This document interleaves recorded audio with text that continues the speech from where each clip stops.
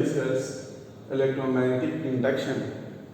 It is a part of class 12 physics and in short it is known as EMI.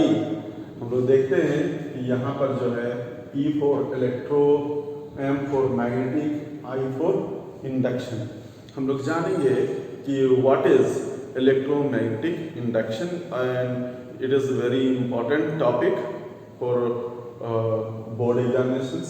उसके point of view में देखेंगे ये MCQ या conceptual question जो होता है, कंसेप्चुअल क्वेश्चन जो होता है वो इसी पर बेस्ड होता है. बहुत अच्छा क्वेश्चन होता है इससे और स्टूडेंट काफ़ी कंफ्यूजन क्रिएट हो जाता है जबकि ये बहुत सिंपल चैप्टर है. तो चलो हम लोग आज देखते हैं कि व्हाट इज इलेक्ट्रोमैग्नेटिक इंडक्शन. जैसा कि इसमें नाम है, इसमें कहानी ये है कि हम लोग पिछले क्लास में पढ़ चुके हैं कि इलेक्ट्रिक फील्ड के कारण हम लोग मैग्नेटिक इफेक्ट को देखें जिसको हम लोग कहते थे magnetic effect due to current. Faraday ने सोचा कि जब इलेक्ट्रिक फील्ड के कारण मैग्नेटिक इफेक्ट को हम लोग देखें, इलेक्ट्रिक करंट के कारण मैग्नेटिक फील्ड को देखें हम लोग, तो हम लोग ये भी जानते हैं कि नेचर लव सिमेट्री. तो ऐसा क्यों नहीं होगा कि मैग्नेटिक फील्ड के कारण या मैग्नेटिज्म जो ये प्रॉपर्टी है, मैग्नेटिक फील्ड जो प्रोड्यूस होता है, इसके कारण हमारा इलेक्ट्रिक करंट क्यों नहीं मिल सकता है.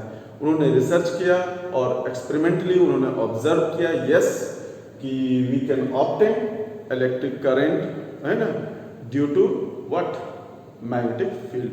तो देखेंगे किस तरह के मैग्नेटिक फील्ड से हम लोग इसको प्रोड्यूस करेंगे. सबसे पहले मैं इंट्रोडक्शन देना चाहता हूँ कि व्हाट इज इलेक्ट्रोमैग्नेटिक इंडक्शन.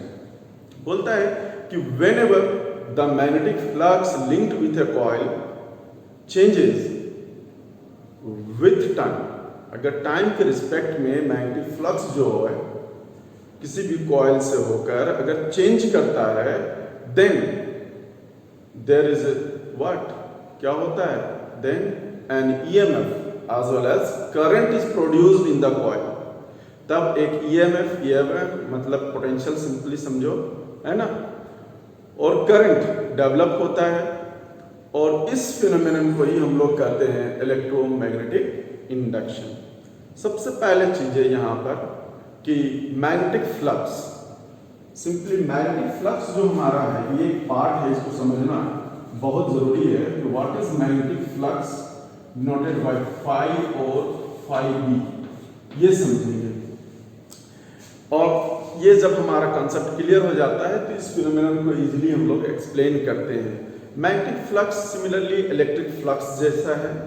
इसमें डेफिनेशन में कहा जाता है कि magnetic flux is the total number of magnetic field lines passing normally through a surface. ठीक है, एक सरफेस से होकर अगर वो नॉर्मली पास करता है उसी को हम लोग कहते हैं magnetic flux. And mathematically we can define as the magnetic flux is the dot product of magnetic field and the area, magnetic field intensity and the area. इसी को इस तरह से लिख सकते हैं हम लोग B vector dot A vector area, A से भी डिफाइन होता है, S से भी डिफाइन करते हैं हम लोग. और जब हम लोग इसको तोड़ते हैं तो ये आता है BS cos थीटा. अब here what is theta? Theta is the angle between these two vectors. हम लोग देख सकते हैं अगर हम लोग एरिया को इस तरह से थोड़ा सा बनाते हैं, थोड़ा सा हम लोग टेढ़ा लेते हैं इस तरह से, तो देखिए हम लोग जानते हैं जो डायरेक्शन जो होता है हमारा वो नॉर्मल टू दी सरफेस होता है.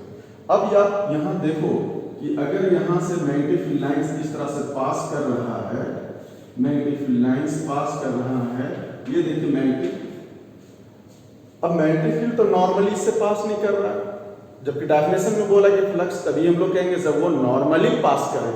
तो देखो अगर नॉर्मली जब पास करेगा तब हमारा क्या हो जाएगा, B और S के बीच का एंगल 0 डिग्री हो जाएगा. लेकिन यहाँ 0 नहीं है, यहाँ क्या कुछ एंगल है थीटा. जैसे हम लोग देख सकते हैं कि ये हमारा एक एरिया है, इस एरिया का जो डायरेक्शन होगा वो आउटवर्ड इस तरह से देंगे और अगर मैग्नेटिक फील्ड लाइंस इससे पास कर रहा नॉर्मली तो देखिए दोनों इस तरह से पास होंगे तो दोनों क्या रहेंगे, हमारे पैरेलल रहेंगे हमारे. तो यहाँ पर देखिए इस केस में वो कंडीशन को कंटिन्यू करने के लिए इसका प्रोजेक्शन लेते हैं B की ओर और यही पूछता हमारा S cos theta. S cos theta and B both are parallel. Now it is known as magnetic flux. यहाँ से सिंपल सा टर्म है कि अगर हमारे पास मैग्नेटिक फ्लक्स इस रीजन से होकर बढ़ता है तो वो क्या सिग्निफाई करता है, वो सिग्निफाई करेगा कि उस रीजन में हमारा क्या होगा, मैग्नेटिक फील्ड स्ट्रेंथ जो है वो बढ़ते जाता है, या सिंपली कह सकते हैं मैग्नेटिक फील्ड बढ़ रहा है, ठीक है ना। और बड़ा ही अच्छा चीज है कि एक स्केलर टर्म, ये एक स्केलर क्वांटिटी है, एक स्केलर टर्म जो है मैग्नेटिक फील्ड इंटेंसिटी या फील्ड स्ट्रेंथ जो है, जो वेक्टर है, वेक्टर के नेचर को एक्सप्लेन कर रहा है कौन, एक स्केलर। ये बड़ा यूनिक चीज है हमारे पास यहाँ पर। और मुझे लगता है कि बच्चों आपको समझ में आ गया होगा यहाँ पर कि व्हाट इज मैग्नेटिक फ्लक्स। और मैग्नेटिक फ्लक्स जो हमारा है क्या है हमारे पास, वो SI वो हमारा स्केलर टर्म है। थोड़ा सा इनका कुछ केसेस को हम लोग देखते हैं, और केसेस में जब हम लोग देखते हैं तो क्या पता चलता है, 2-3 केस देखते हैं जनरली हम लोग।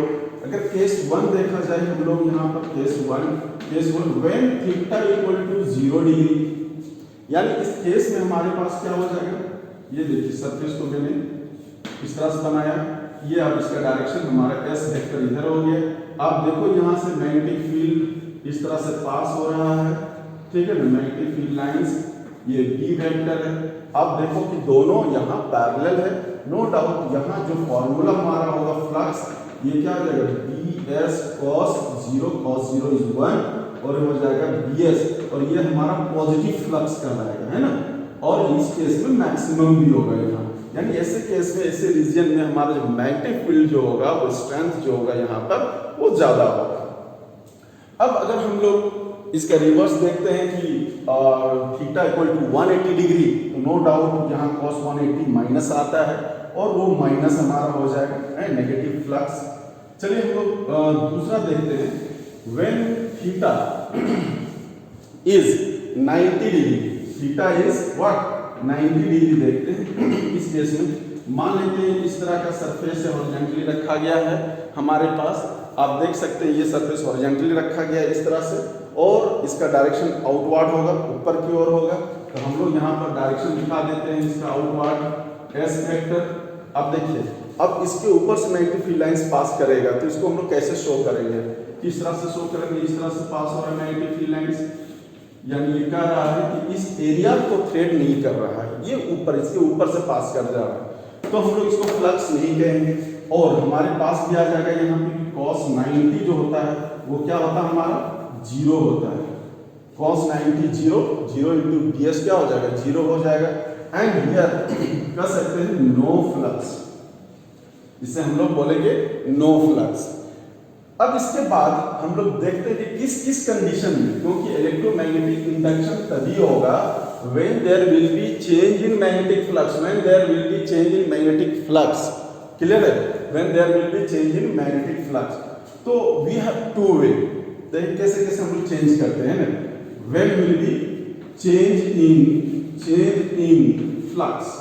तो पहला हम लोग क्या लेंगे, देखिए if अगर B बोलता है कांस्टेंट, इस कंडीशन में चेंज इन फ्लक्स क्या होना चाहिए, चेंज इन फ्लक्स को हम लोग डेल फाई लिखेंगे, ये चेंज बताएगा क्या है, phi 2 minus phi 1, clear.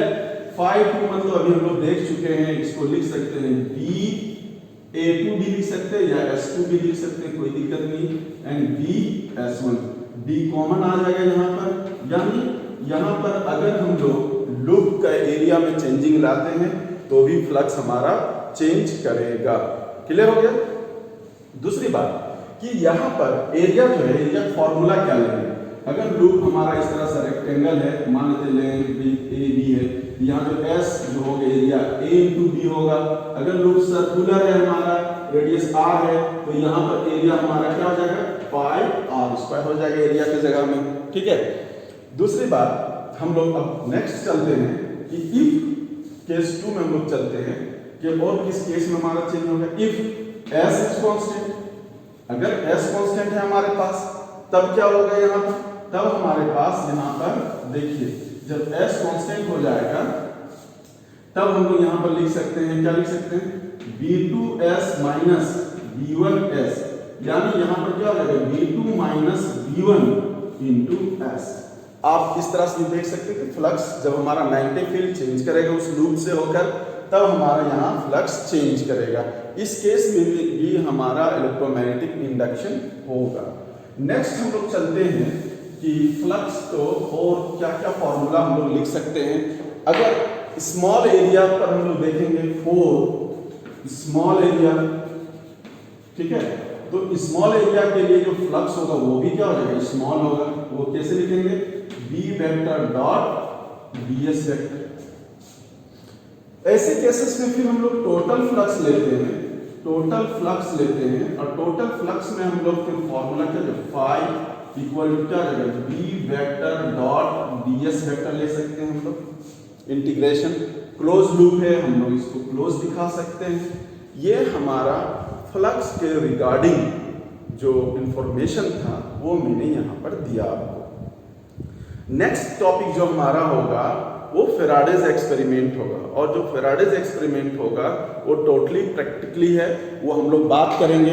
Faraday ने इसी तरह का कंसेप्ट लिया। देखिए ये कॉइल है हमारे पास, बहुत सारा नंबर ऑफ टर्न्स है, इंसुलेटेड कॉपर वायर है, उसका एक टर्मिनल हम लोगों ने यहाँ पर जो गैल्वेनोमीटर जो करंट को डिटेक्ट करेगा उसके पॉजिटिव टर्मिनल में इंड किए हैं और दूसरा नेगेटिव टर्मिनल में। और जब हम लोग यहाँ पर क्या करते हैं कि ये हमारा स्ट्रॉन्ग मैग्नेट है, जब उन्होंने देखा कि इसको बार बार टू एंड फ्रो मोशन करवाया, तो यहाँ आप देख सकते हैं टू एंड फ्रो मोशन में ये निडल जो है आपका वो रोटेट कर रहा है या डिफ्लेक्ट कर रहा है, निडल डिफ्लेक्ट कर रहा है, और ये बताता है कि यहाँ पर जो है करंट इंड्यूस हो रहा है, यानी ईएमएफ इंड्यूस हो रहा है इस तरह का टू एंड फ्रो मोशन करने पर।